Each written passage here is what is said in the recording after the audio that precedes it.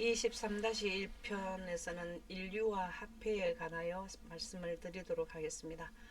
인류가 살아가는 데 있어서 밀접한 관계가 되는 화폐를 과거에 우리 조상들은 인류들은 어떻게 이 화폐와 연관이 되어서 관계를 이루었는지 그 흐름에 대하여 이 시간에는 말씀드리도록 하겠습니다. 아담과 하와가 선악과 먹기 전에 인류의 첫 조상은 의식주 해결이 완전히 제공되는 하늘나라에 살았습니다. 하늘나라가 되는 의식주 해결이 완전히 해결되는 조건을 계시록 22장 1절에서 2절에는 볼 수 있는데요. 생명수가 있고 그 다음에 생명나무에 영생하게 하는 또 열매, 과일이 있습니다.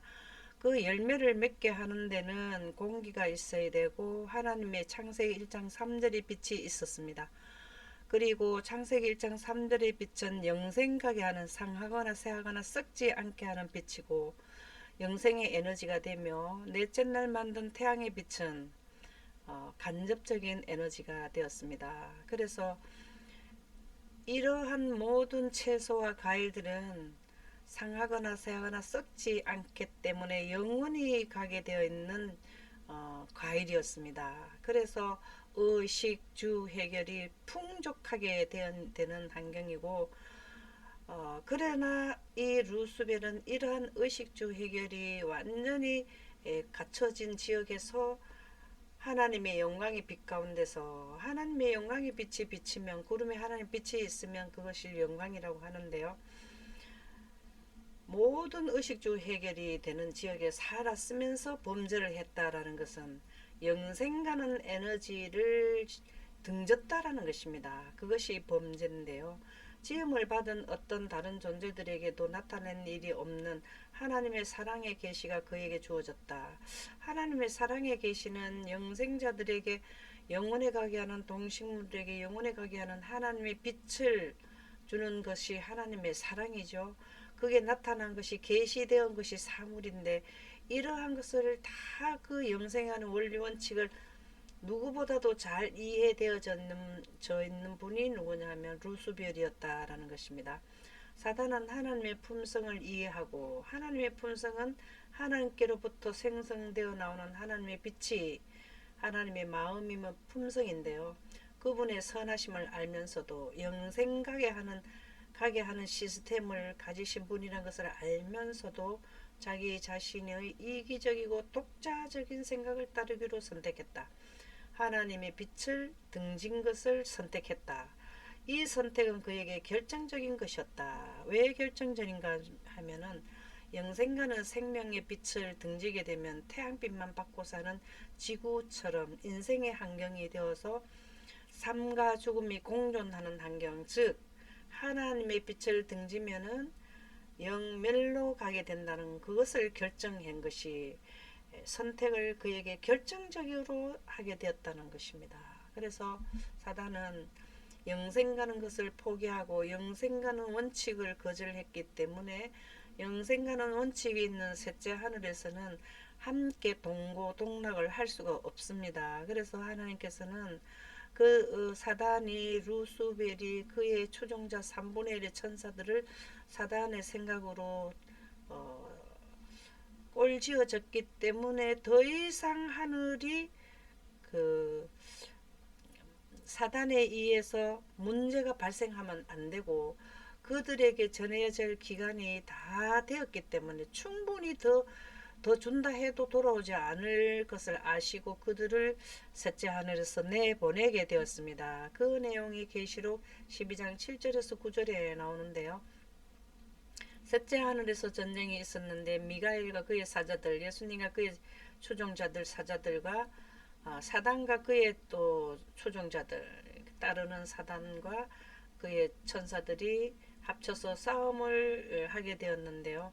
하나님께서는 에너지를 생성하시는 분이고 사단은 그 빛을 받아서 영존하게 되는 것이기 때문에 사단이 에너지 전쟁, 하늘에서 전쟁은 빛 전쟁, 즉 에너지 전쟁에서 사단이 분명히 그것은 치게 되어 있는 시스템인데요.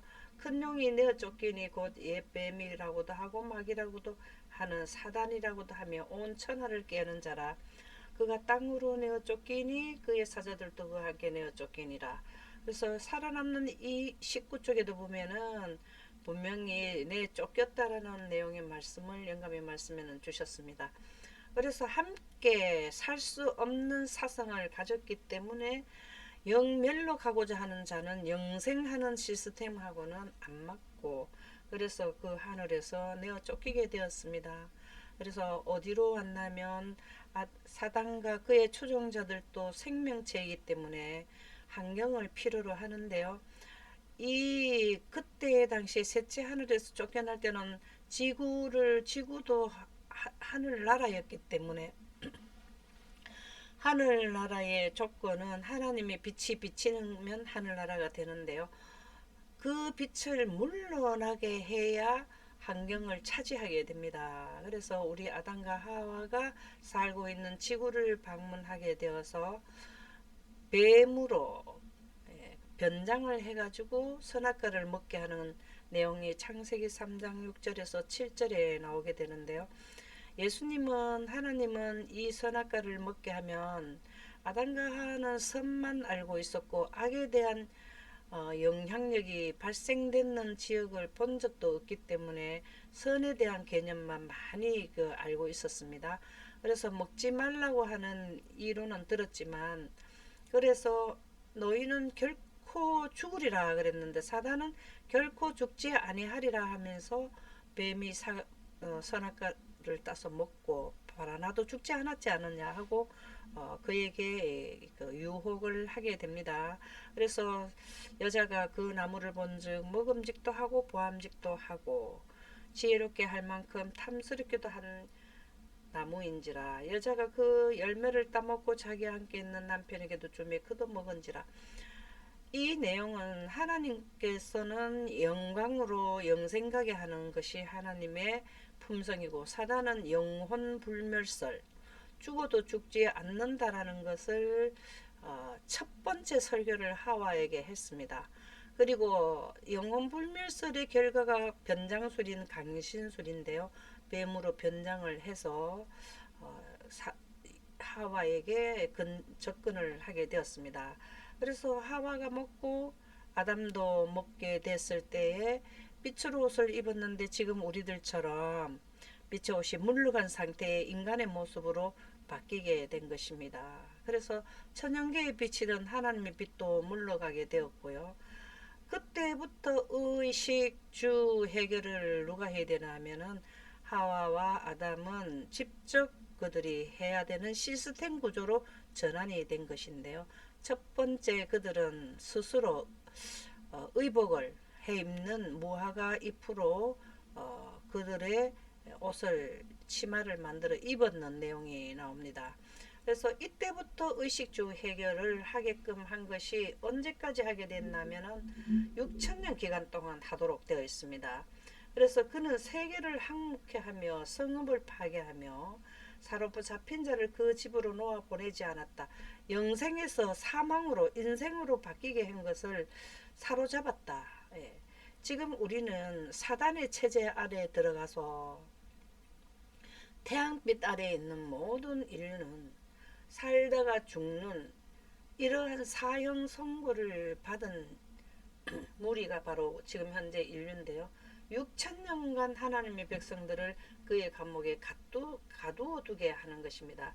이 6천년 동안은 아담과 하와가 자기가 스스로 옷을 만들어 입듯이 의식주 해결을 개개인이 할 수 있는 체제로 바뀌게 됐을 때 비로소 물물 교환을 하게 되는 시스템, 그 다음에 더 발전해서 문화가 발전되고 주화, 그 다음에 각국 집회.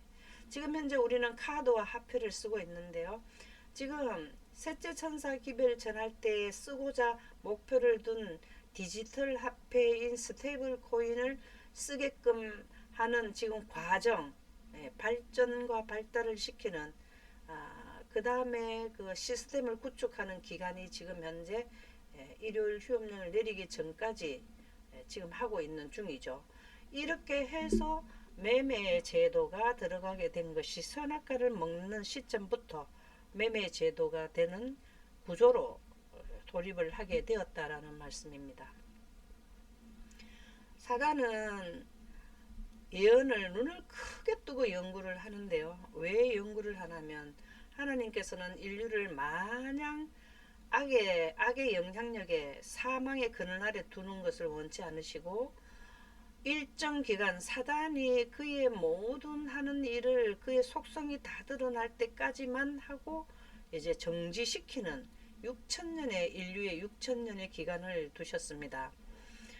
그 기간 안에 사단은 어떻게 하면 이 예언을 6천년의 안에 있는 예언을 깨닫지 못하게 할까 하는 것을 연구를 하려면 하나님의 예언을 연구를 해야 어떻게 그 시간 안에 많은 사람들을 죽음으로 몰고 가게 하는 예언을 모르게 하면 죽음으로 몰고 가는 것이기 때문에 예언을 못하게 하는 일에 눈을 크게 뜨고 연구를 한다라는 말씀이 시대의 소망 115장에 나오는데요.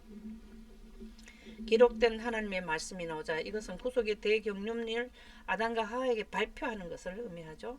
사단은 구주의 강림에 대한 예언들을 연구하였다. 구주의 강림은 초림을 의미하는데요. 이때 당시에 그는 각 시대를 통해 이 예언에 대해 사람들의 눈을 멀게 하여 그리스도께서 강림하실 때 그를 거절하도록 공작했다.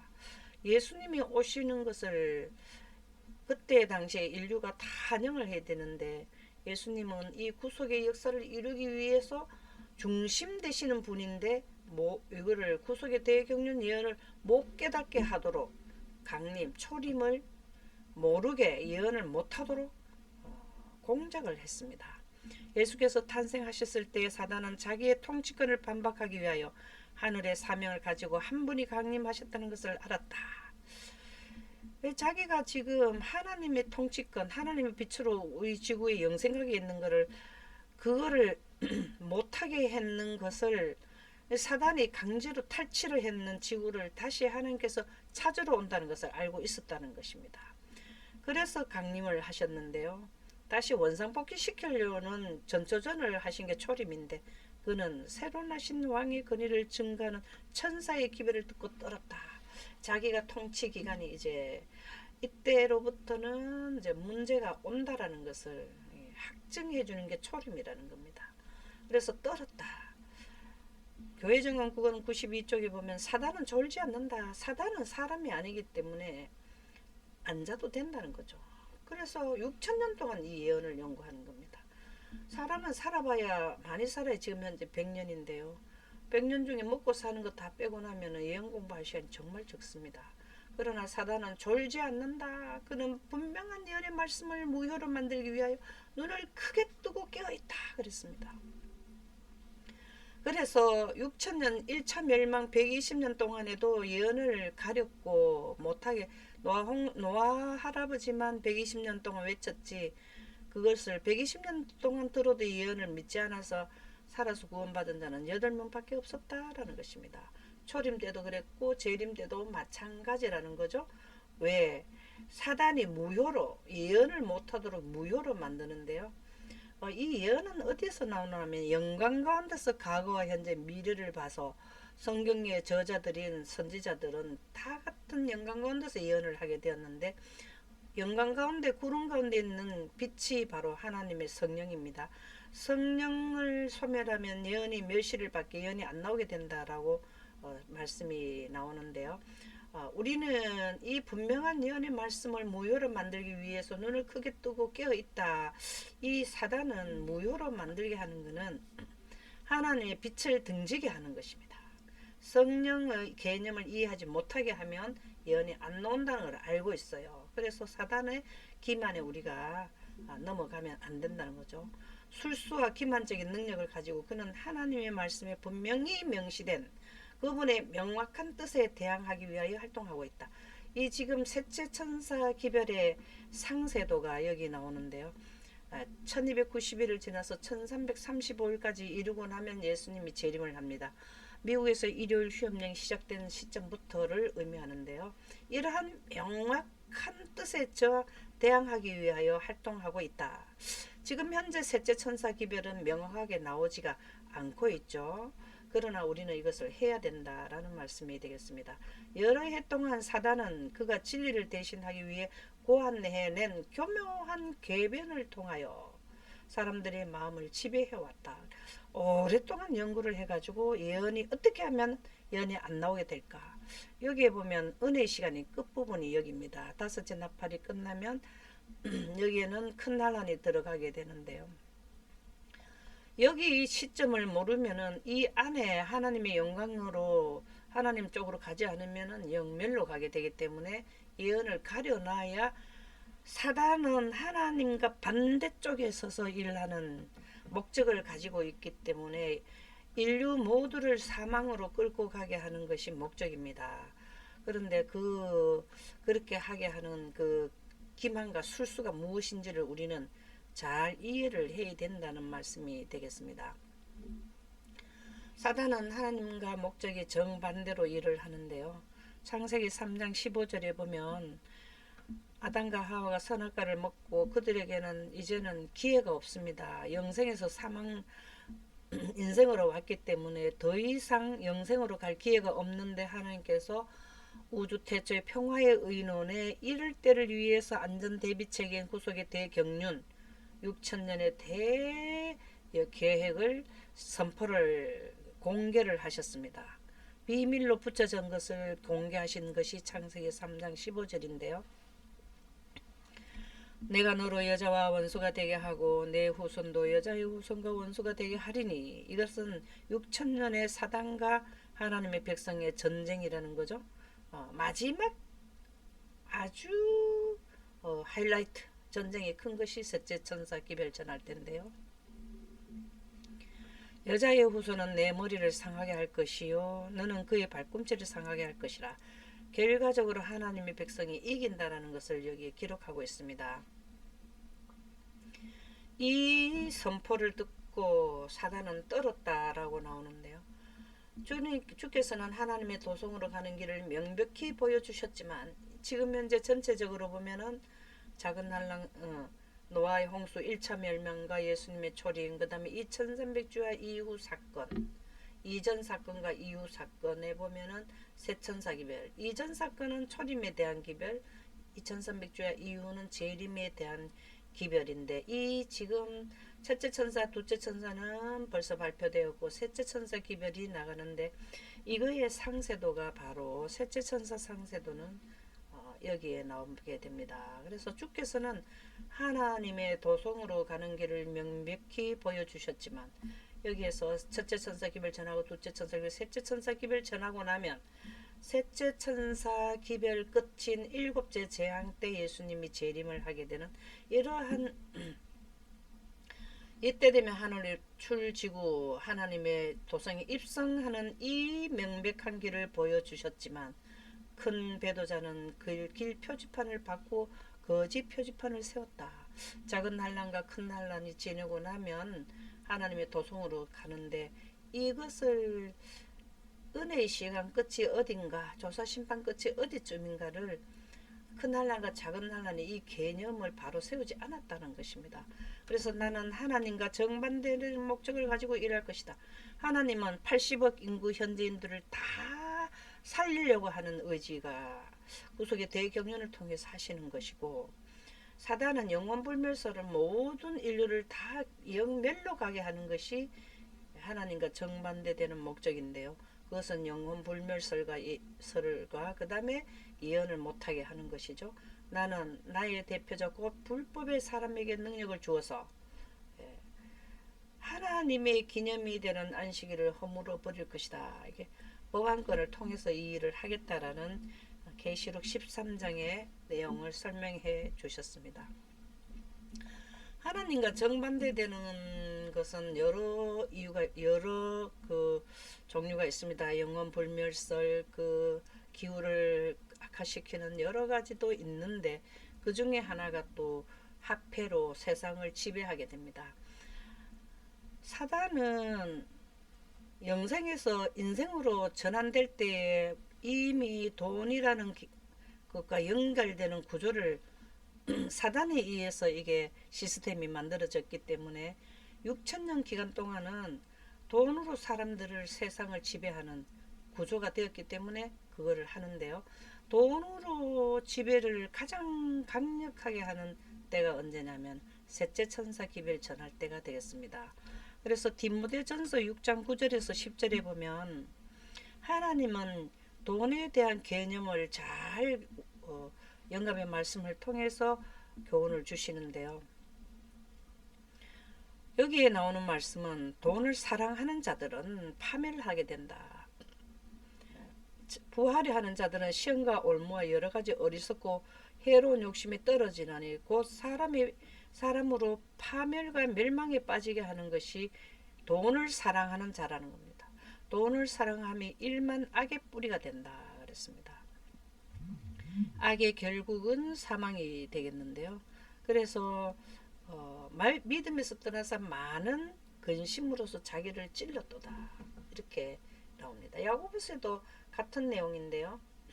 오직 각 사람이 시험을 받는 것은 자기 욕심에 끌려 미혹됨이니 욕심이 잉태한 즉 죄를 낳고 죄가 장성한 즉 사망을 낳는다. 여기에서는 악의 뿌리가 된다는 거나 사망이나 마찬가지 내용인데요.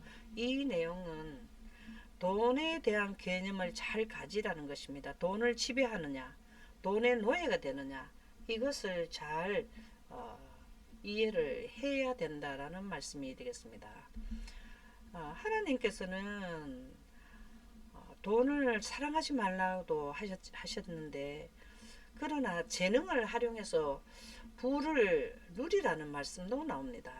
그것은 선한 일에 쓰이게 되는 사람들은 부를 누려도 된다라는 거죠. 부를 가져도 된다라는 말씀이 되겠는데, 원래는 엿새 동안 열심히 일해서 노동의 대가로 돈을 버는 것은 기본이고요. 그러나 재능이 있는 자들은 마태복음에 보면은 그 재능대로 5달란트를 맡긴 사람이 있고 활용을 잘 해라고 맡겼고, 어떤 사람은 두 달란트, 어떤 사람 한 달란트를 맡겼는데 장사해서 또 5달란트를 재능을 활용했습니다. 이 재능이란 말은 디나미스인데요. 세력, 능력, 역량입니다. 그래서 돈을 잘 버는 사람은 잘 벌으라는 겁니다. 그런데 한 달란트를 받은 사람은 은행에도 갖다 여치 않아서 하나님께서 그에게 이런 말씀을 하셨어요. 어찌하여 내 돈을 은행에 맡기지 아니하였느냐. 그리하였으면 내가 와서 이자라도 찾았을 텐데 활용을 안 했다는 것을 말씀을 해주셨습니다.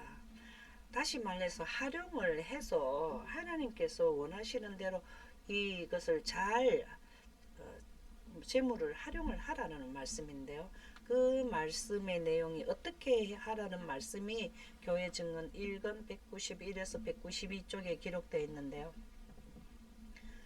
이런 재물을 재능을 달란트를 활용을 잘 해서 하게 한 것은 위대한 사업에 참여하라고 이렇게 달란트 재능을 활용하라 재물을 늘리라는 말씀을 해 주셨습니다.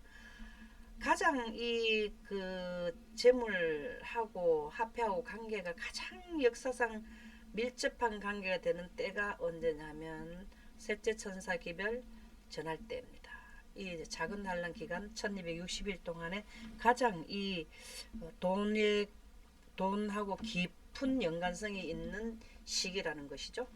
그래서 그들은 많은 것을 하나님의 사업을 위하여 또한 다른 사람들에게 진리를 전하기 위하여 바쳤다.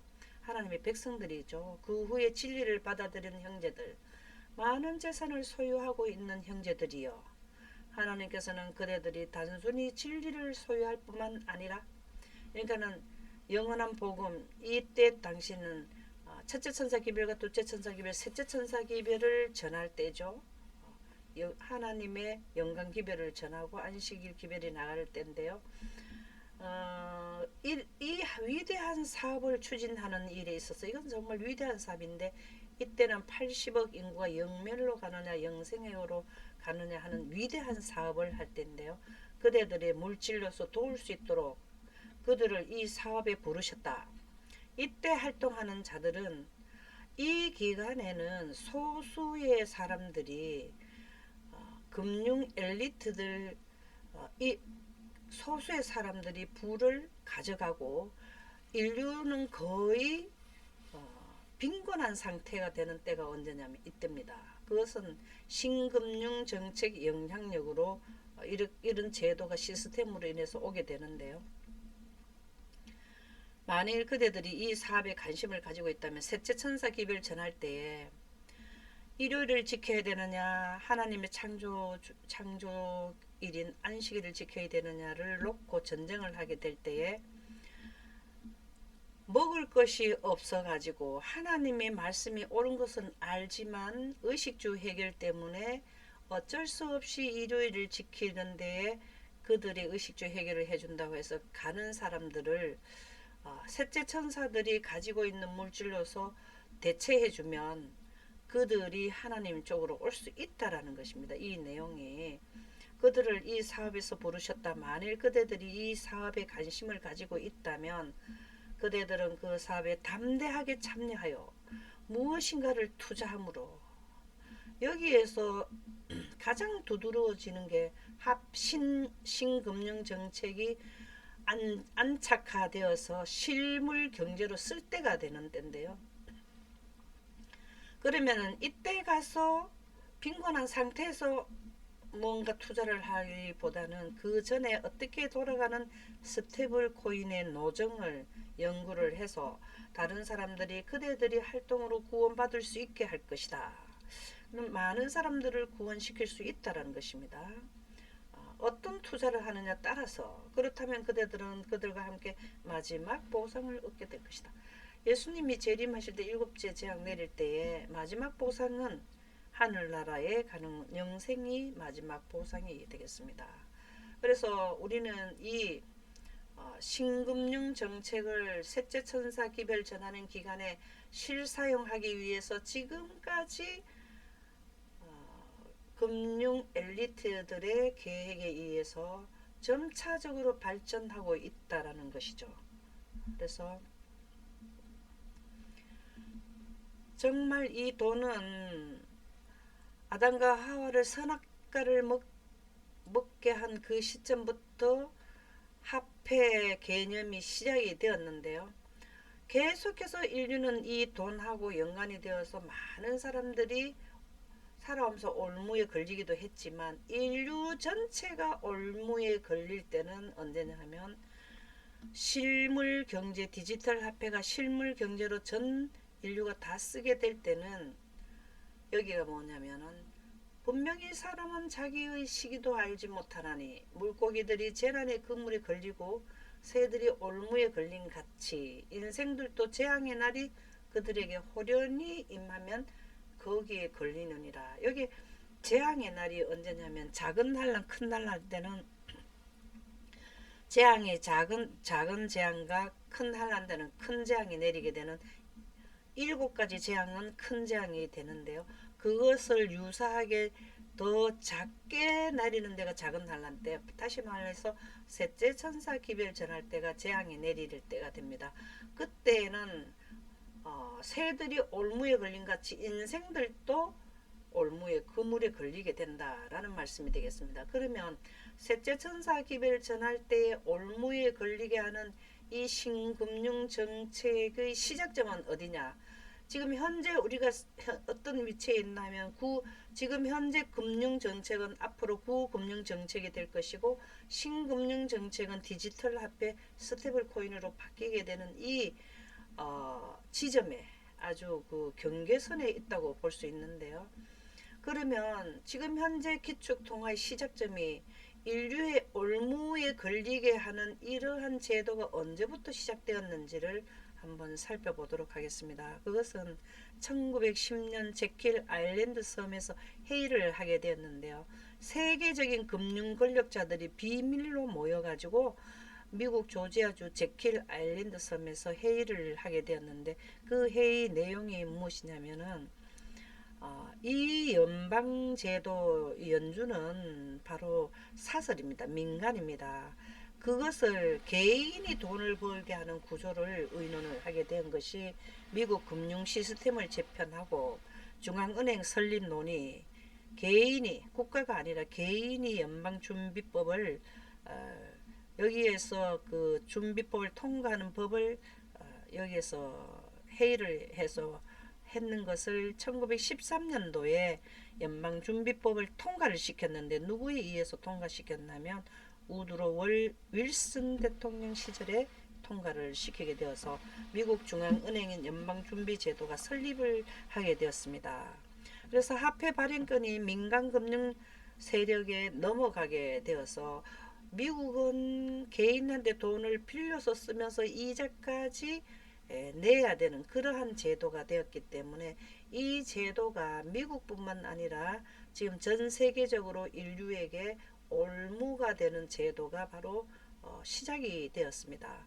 그래서 정부는 민간은행에서 돈을 빌려서 사용을 하고 국민은 세금으로서 그 이자를 갚는 구조가 된 것이 바로 올무의 시작점이 되게 되는데요. 국가재정이 민간금융권에 종속이 되게 됩니다. 직접적으로 올무에 걸리는 이 제도는 미국이지만 전 세계인들이 달러를 쓰게 되면 간접적으로도 영향력이 된다라는 거죠. 그래서 이것을 세계적으로 확산을 시켰는데요. 미 연준만 하는 것이 아니라 국제통화기금 IMF도 그 다음에 국제결제은행, 중앙은행 위의 은행도 BIS도 다 이러한 그 연준하고 같은 유상 구조로 되게 되어 있습니다. 그래서 국가가 금융권에 의존하고 국민은 장기적으로 빚을 부담하는 시스템으로 확산하게 되는 것입니다. 그래서 이 디지털 그 화폐가 출현을 해야 되는 신금융 정책은 필수적으로 출현을 해야 됩니다. 왜 그러냐면은 지금 현재 빚이 이자를 약 100년간 1913년도에 법이 통과되어서 화폐가 실물 화폐 기초 통화가 시작되었는데 2013년도가 100년이 되면 이미 그 100년만 넘으면 달러 지폐는 그 기능을 다 하고 더 이상 쓸 수 없는 시간대가 온 것이죠. 그래서 신금융 정책 그것을 대체하는 화폐를 출현시켜야 되는 것이 엘리트들의 생각입니다. 그래서 연방준비제도는 돈을 많이도 찍기도 하고 줄이길 수도 있는 권한을 가졌는데요. 국가기관이 아니고 민간이지만 달러는 가치 하락이지만 아직까지도 사용은 하고 있습니다. 그러나 붕괴를 인식하게 되었고 이미 붕괴되기 직전이라는 것을 우리가 지금 많은 사람들이 이해를 하고 있는데요. 이것은 기존 시스템의 한계를 넘어서 인식해서 그들은 새로운 금융 시스템을 준비를 해야 된다는 것은 필수 사안이라는 것입니다. 그래서 이 달러의 신금융 정책으로 바뀌어야 된다는 것을 개인이나 사회는 이거를 꼭 알아야 되고 금융 질서에 대비를 하는 것은 마땅하다라고 생각합니다. 이러한 사실을 지금 현재 우리가 이거를 정보를 듣고 이해를 하지만 이미 약 200여 년 전에 영감의 말씀에는 기록해 주셨습니다. 통화정책의 변경이라는 건 지금 현재 화폐 시스템과 신금융 정책으로 바뀌는 것을 의미하는데요. 하나님께서 계획하신 일이 아니다. 이것은 사단이 인류를 그물의 올무에 놓게 하기 위한 하나의 정책이 오랜 동안 정책을 세운 것이죠. 그것은 어떤 영향을 미치겠는가? 그것은 가난한 자들을 학대하고 지금 현재도 부가 금융 엘리트들한테 소수 사람들에게 지금 이동이 된 상태인데요. 셋째 천사 기별 전할 때가 되면 일요일 휴업령이 내릴 때가 되면 빈부격차가 너무 심해서 가난한 사람들이 많은데요. 학대를 받는다는 것은 의식주 해결이 결핍을 받는다는 것입니다. 그래서 큰 환란을 야기시키는 사태를 초래할 것이다. 큰 환란이라는 것은 매매를 못하게 하는 제도. 이것을 뭐가 하느냐면 통화 정책 변경 때문에 오게 된다는 것입니다. 그래서 우리는 이러한 통화 정책 변경에 대한 것을 예언을 통해서 대비해야 된다라는 말씀이 되겠습니다. 그래서 이때 사용하는 것이 지금 스테이블 코인 디지털 화폐로 바뀌려고 하는 준비를 계속하는 중에 있고, 변경이 완전히 돼 실사용할 때는 이때가 되는데요. 이전에 우리는 이 내용을 통화정책 변경에 대해서 계획을 잘 해서 사단의 술수와 기만을 눈치를 채려야 된다라는 말씀이 되겠습니다.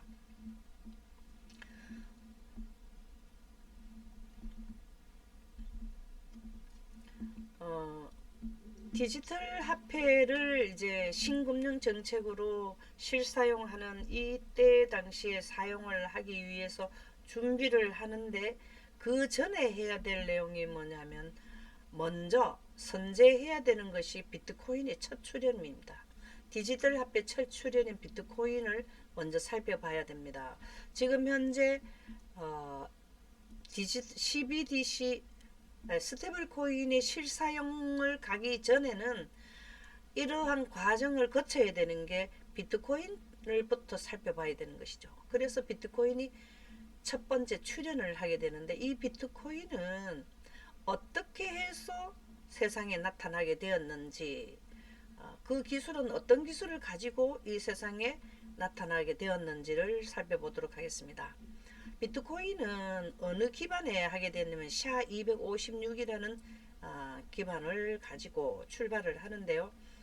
미국 국가안보국 NSA 안보국이 설계한 암호학적 해시 함수를 가지고 시작을 한다는 거죠. 바탕으로 이것은 1990년대 후반에서 2000년대 후반에 NSA라는 것은 미국 국방부 산하의 신호 정보 및 암호 해독 전문 정보 기관으로 해외 통신, 감청과 사이버 보안의 핵심 역할을 맡고 있습니다.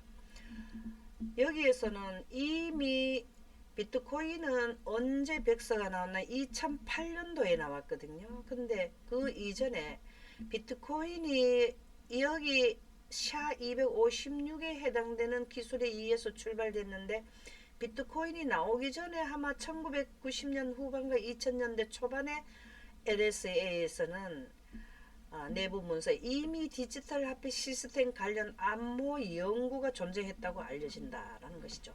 그래서 사토시 나카모토는 비트코인 설계에서 SHA-256을 핵심 알고리즘으로 채택을 해서 비트코인이 탄생하게 된다라는 말씀이고요. 비트코인의 심장이라고 하는 게 바로, 비트코인의 모든 핵심 작동 원리가 SHA-256 위에서 돌아가고, 블록 생성, 트랜잭션 검증, 채굴, 퍼즐 모두 SHA-256 계산을 기반으로 출발을 하게 되었다라는 말씀이 되겠습니다. 채굴은 SHA-256 퍼즐을 푸는 경쟁, 전 세계 컴퓨터들이 동시에 계산을 수행하며 네트워크를 유지하는데 SHA-256을 사용한다라는 말씀이 되겠습니다. 그러면 SHA-256을 더 자세히 본다면, 데이터를 256비트 길이의 고정된 암호화된 값으로 변환하는 해시 함수로 비트코인과 블록체인 보안의 핵심 기술입니다. 미국 국립표준기술연구소 NIST가 설계하고 NSA가 참여한 SHA 계열 알고리즘 중에 하나가 바로 SHA-256 비트코인이 이 기술을 바탕으로 해서 세상에 디지털 화폐로서 첫 출현을 하게 되었다라는 말씀이 되겠습니다. 비트코인이 지금 이 세상에 드러나서 디지털 화폐로서 첫걸음을 하게 된 사토시 나카모토와 협력한 자들이 누구냐면, 영향을 준 집단은 사이버펑크 커뮤니티, 그 다음에 디지털 화폐 연구자들은 제이 웨이 다이와 닉 제보, 애덤 백 이런 분들이 연구를 했고요. 그 다음에 비트코인 초기 역사로 보면은 사토시 나카모토가 2008년 비트코인 백서를 발표하고 2009년 첫 블록을 채굴한 익명의 창시자 지금까지 이름은 사토시 나카모토로 하지만 아직까지 한 번도 이분이 실체가 나오지를 않았습니다. 그래서 할피니 비트코인 최초의 수신자이며 초기 개발자, 암호화 커뮤니티에서 활발히 활동하는 분이었고, 닉제보, 여기도 닉제보가 연구자로서도 나왔지만 초기 역사에도 관계되고, 스마트 계약과 디지털 화폐 개념을 제안한 연구자. 그 다음에 사토시 나카모토는 2010년도 와서 2011년도까지는 그의 활약이 보였는데, 그의 활약은 2011년도부터는 나타나지 않았다라는 말씀이 되겠습니다. 근데 왜 비트코인을 먼저 이렇게 첫 출발을 하게 했는지, 이것은 신금융 정책 엘리트들의 어떤 정책이 있지 않나, 그런 생각이 나는 거죠. 신금융 정책의 필요성, 엘리트들이 왜 비트코인을 필요로 했는지, 이것을 한번 살펴보도록 하겠습니다. 비트코인은 디지털 화폐의 첫걸음을 하게 된 것은 왜 하게 됐냐면, 현재 금융 구조는 국가가 미국에 빚을 내고 국민이 세금으로 이자를 갚는 그런 방식을 이제는 더 이상 할 수 없다는 걸 알고 비트코인을 지금 인식을 했기 때문에 디지털 화폐를 첫걸음을 시도를 하게 했다. 꼭 필요로 해야 된다라는 말씀이고요. 그 다음에 기존 금융 시스템이 붕괴가 되고 나면 새로운 질서를 준비하는데 개념, 디지털 화폐의 개념을 세계 단일 화폐의 출현을 목표로 오래전부터 준비되어 왔다는 주장입니다. 그리고 세계 단일 화폐를 이끌기 위한 촉매제 역할을 하는 것이 비트코인이었다. 그리고 비트코인은 달러가 끝없이 발생되는 인플레이션을 흡수하는 장치로 등장하고, 신금융 정책의 엘리트들은 이러한 것을 다 생각해서 비트코인을 필요로 하게 되었다. 가격이 끝없이 오르는 것처럼 보이지만 본질적으로는 금을 대체하는 자산으로 확정되고 화폐로서의 기능은 한계가 명확하다. 이 비트코인은 디지털 화폐 첫 출발을 했지만 스테이블 코인의 자격은 갖추지 못했다는 것입니다. 전 세계적인 실물 화폐로 쓰이는 데는 그 본질상 맞지가 않다라는 거죠. 그래서 화폐의 평균 수명은 약 100년. 2013년도가 되면은 벌써 화폐는 그 기능이 끝나야 되는데, 비트코인은 2008년도에 백서, 2009년도에 첫 블록이 생성되었는데요. 그래서 거기에 거의 맞춰가지고 신금융 정책을 하는 분들이 이 모든 것을 이끌어 왔다라는 거죠. 달러 역시 그 수명을 다해가고 있으며 미국의 부채 이자가 국방비를 초월한 상태가 되어서 이는 달러 체제의 한계의 새로운 화폐 출현의 필요성이 꼭 있어야 되기 때문에 그것이 바로 비트코인으로 나왔다라는 말씀이 되겠습니다. 이것을 신금융 정책자들은 이미 알고 했다라는 것인데요. 왜 비트코인이 나왔는지, 사토시의 생각, 사실은 익명인데요. 이 사토시의 이 정체성은 잘 모르는데요. 사실은 금융정책 엘리트들의 생각이라고 볼 수도 있습니다. 그래서 그들의 생각이 비트코인의 백서에 나와 있는데요. 사토시 나카모토는 비트코인의 첫 블록, 한 문장을 새겨 넣었는데, 이게 뭐냐면 기존 금융 시스템의 부패에 대한 저항이자 고발장이었다. 이것이 비트코인 백서. 지금 부패했다. 기존 금융 시스템은 더 이상 못 간다. 그래서 이 비트코인을 창안을 하게 되었다. 출현을 하게 되었다라는 의미가 되겠습니다. 정부나 은행의 허락 필요 없이 화폐 수학적 원리로 작동하게 했는 시스템이 바로 비트코인이라는 것이고요. 그 다음에 비트코인이 가지고 있는 이상은 뭐냐면, 중앙은행 지금 연준에 의해서 하는데 탈중앙화를 한다는 거죠. 그 다음에 발행량이 너무나 지금 고정적이지 않고 달러를 계속 찍어내면 인플레이션이 일어나는데, 이것을 방지하기 위해서 비트코인은 한정되는 양을 내겠다. 자유를 위한 도구, 정부의 무제한 화폐 발행을 거부하고 개인이 직접 돈을 소유할 수 있는 시스템으로 중앙은행 중계자 은행 계좌도 없이 가치가 이동되도록 하는 생각이 바로 사토시의 생각이 비트코인의 백서에 나오는데, 비트코인에 해당되는 내용들이 여기에 나오게 되는데요. 누구의 허락도 필요 없는 화폐, 개인의 자유와 자율성을 보장하는 시스템으로 만들겠다. 이것이 디지털 화폐의 첫 출현인 비트코인이 되겠습니다. 처음에는 개발자와 이상주의자들이 관심을 가졌는데, 시간이 지날수록 정통 금융 엘리트들이 비트코인에 흥미를 가지게 되고,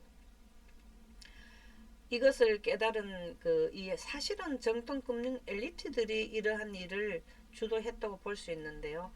비트코인을 그들은 누적, 축적시키는 일에, 그래서 부의 이동이 지금 신금융 세력들에게 많이 가게 되었다라는 말씀이 되겠습니다.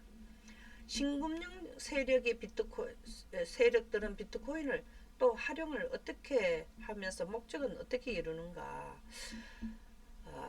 부의 이동도 되지만 시스템 전환 시 통제권 확보를 하기 위해서, 지금 기존 금융권에서 신금융 정책으로 바뀔 때에 통제권을 확보하기 위해서 비트코인을 사용한다라는 겁니다. 가격 붕괴 상황에서 혼란을 최소화하기 위해 비트코인의 일정 지분을 확보하고, 지금 비트코인은 거의 신금융 엘리트들에게 많이 갔다고 볼 수 있는데요. 시스템 전환이 일어날 때 발생할 수 있는 불안정성을 통제하기 위한 전략이다.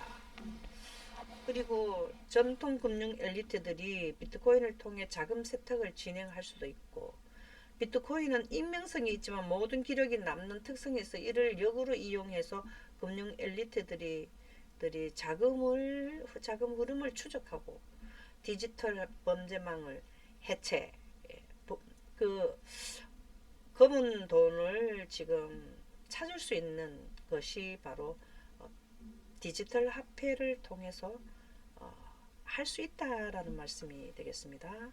모든 자산을 비트코인으로 집중시켜 한 지점에 모아놓으면 부의 이동, 지금 현재 비트코인이 가격이 높은데요. 그것을 부의 이동을 일단 해놓고 그 후에는 리셋하여 그 지점을 리셋한다는 건, 실제적으로 스테이블 코인이 올 때에 부의 이동을 그쪽으로 리셋시킨다는 거죠.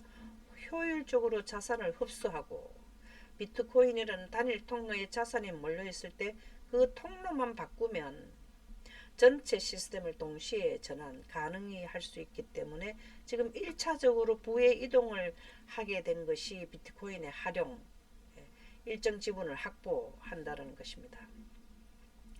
비트코인을 집중 이후 일정 지분을 확보한 이후 다음 단계로 사용할 새로운 스테이블 코인을 준비하는 하나의 방법이라는 거죠.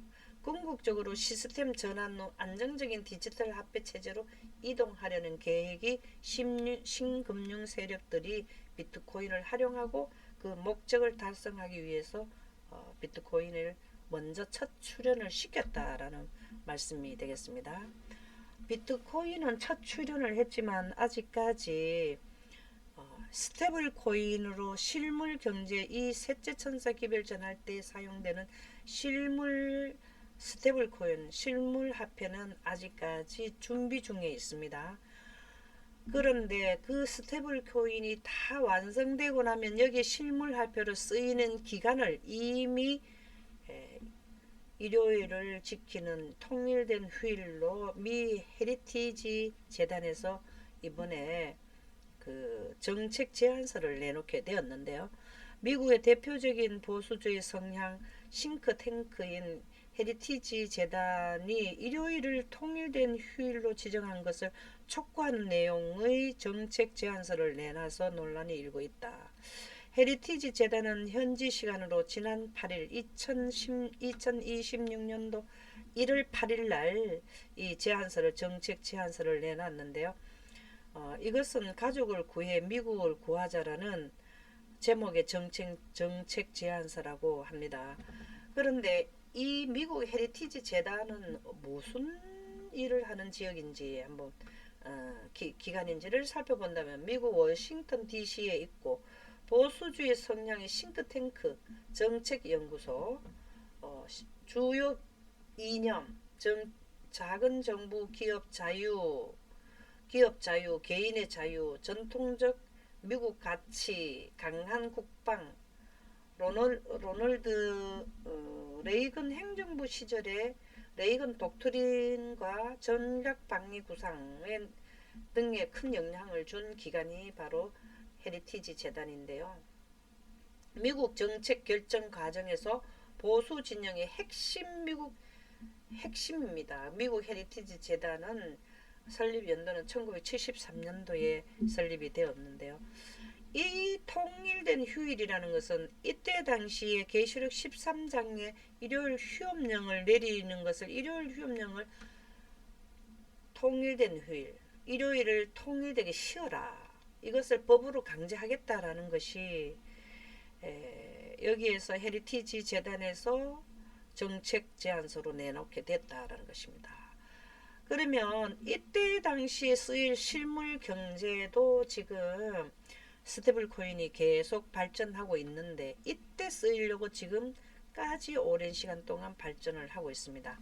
1961년 미국 대법원 판례를 인용해 대법원이 종교적 이유가 아닌 일반적인 휴식일 제공을 목적으로 하는 일요일 제재법이 헌법적으로 허용된다고 판결했다는 점을 근거로 제시했다. 1961년도 메릴랜드 주에서 있었던 법원 판결 내용을 가지고 근거로 해서 그 싱크탱크인 헤리티지 재단에서 이번에 1월 8일 날 이것을 발표를 하게 된 것입니다. 그래서 다시 말하자면은 지금은 미국 전체가 한 것이 아니지만 차츰해서 일요일 휴업령을 강제적으로 일요일 날 쉬게 해서 일요일 날 경배 예배를 드리도록 하겠다라는 의지가 계시록 13장의 말씀을 이루는 예언을 성취시키는 것이 바로 헤리티지 재단의 이번 발표로는 그 시작점으로 보면 되겠습니다. 그래서 통일된 휴일이라는 것은 일요일 휴업령 강제로 내리는 이때를 의미하는데요. 미국을 구하자는 정책이라 이런 슬로건을 걸고 하는데 통일된 휴식일은 일요일 휴업령을 법적으로 강제로 내리는 것은 일요일 휴업령 강제적으로 내리는 것은 헌법에 부합하며 종교적 이유로 휴식을 취하는 다수의 사람들이 일요일에 휴식한다는 사실을 수용할 수 있다. 상업활동을 제한하는 공통휴식일 이런 지역사회가 종교적 예배와 가족 모임, 야외활동 그리고 휴식을 위한 시간을 따라 마련할 수 있게 해준다. 연구 결과에 따르면 이러한 실천들은 더 나은 정신 건강, 더 강한 사회적 유대 그리고 보다 안정적인 가족 구조와 상관관계를 보인다. 공동의 휴식과 성찰의 리듬을 회복함으로써 지역사회 휴식법은 영적 홈리스화로 향하는 흐름을 되돌리고 공동체가 결속하는 데 기여할 수 있다. 그래서 일요일 휴업령을 내리는 정책은 이러한 좋은 내용으로 해서 내리게 되지만 사실은 강제로 내려서 일요일 법령을 내려서 일요일날 경배를 드리게 하려는 하나님의 예언을 이루는 일이 바로 공통 일요일을 정책을 선포한 것입니다. 지금은 짐승의 표가 견해가 분명하지 못합니다. 왜 그러냐면 짐승의 표는 셋째 천사 기별 전할 때 표를 받기 때문에 지금은 짐승의 표를 일요일 지킨다고 해서 짐승의 표를 받는 게 아닌데요. 아직까지 이때가 되지 않았기 때문에 짐승의 표의 견해는 아직 분명하지 않습니다. 짐승의 표를 받지 않은 자들은 매매를 못하게 되는데요. 교회직은 1권 79쪽에는 그것을 설명하고 있습니다.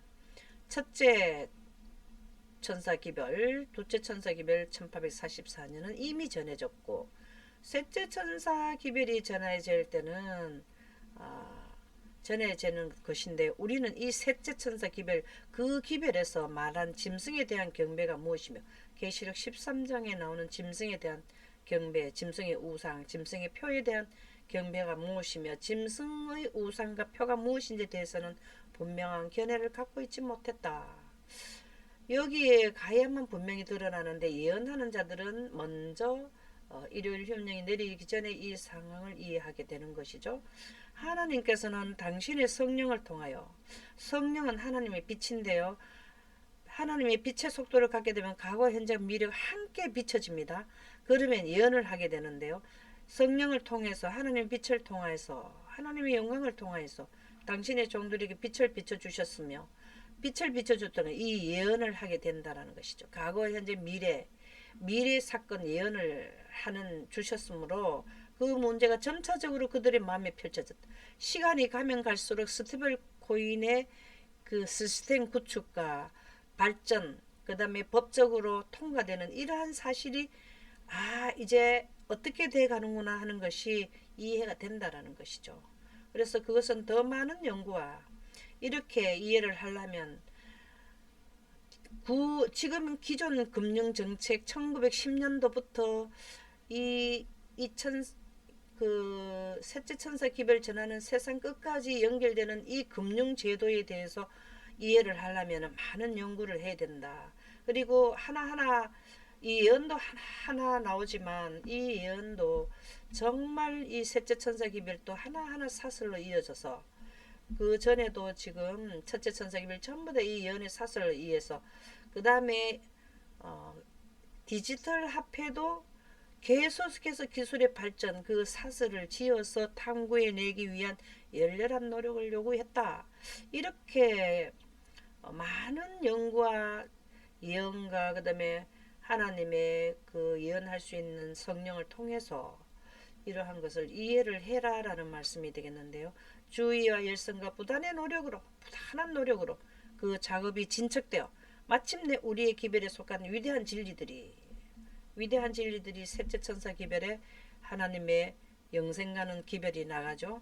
기별에 속한 위대한 진리들이 하나님의 분명하고 상호 연결이 이루어진 완전한 체계가 형성되어 세상에 전해지게 되었다. 그래서 지금은 짐승의 표는 일요일을 예배 경배 드리는 것이지만 일요일에 경배 드리는 자는 매매를 못하게 되기 때문에 이러한 것을 우리는 지금 깨달아서 사단의 술수와 기만에 넘어가지 않도록 해야 된다라는 말씀입니다. 그래서 짐승의 표의 예언은 우리가 지속적으로 연구를 해야 되는데요. 하박국 2장 2절에서 4절에 보면 여호와께서 내게 대답하여 이르시되 너는 이 묵시를 기록하여 판에 명백히 새기되 달려가면서도 읽을 수 있게 하라. 이 묵시는 정말 이해를 하도록 달려간다는 것은 얼마나 바빠도 이거를 해라는 거죠. 이 묵시는 정한 때가 있다는 것입니다. 그 다음에 여기에 디지털 화폐 실물 경제를 쓸 수 있는 여기에서 돈으로 사람을 그물에 걸려서 넘어지게 할 수 있는 이러한 예언들 그 종말이 속히 일으키고 결코 겨짓되지 아니하라. 그의 마음은 교만함에 그 속에서 정직하지 못하나 의인은 그의 믿음으로 말미암아 살리라 그랬습니다. 이러한 예언을 이해함으로써 이것이 믿음이 생기는 거죠. 예언을 통해서. 그래서 마지막 날 사건 117쪽에 보면 소수의 사람들이 특정의 사업 분야를 통해서 지금 현재도 금융 엘리트들은 소수입니다. 특정한 사업 분야가 뭘까요? 부의 이동이 되는 것이 뭘까요? 물론 증권, 또 채권, 국채, 그 다음에 또 암호화폐 이 모든 것이 있죠. 근데 그들이 어떤 방향으로 해서 특정의 사업 분야를 통해서 벌 수 있는 모든 재물을 끌어모기 위해서 연합할 것이다. 여기서 돈이 지금 금융 엘리트들에게 거의 축적이 될 것인데요. 이 부분에 가서 하나님의 백성들은 어떻게 해야 될지를 사단의 계획을 잘 이해를 해서 그의 기반에 넘어가서 의식주 해결에 문제가 오지 않도록 준비를 해라라는 말씀이 되겠습니다. 지금까지는 인류화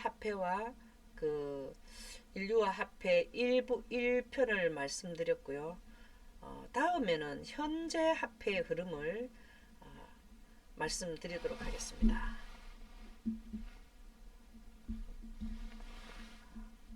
23-2편 인류의 화폐, 현재 화폐의 흐름에 대하여 말씀드리도록 하겠습니다.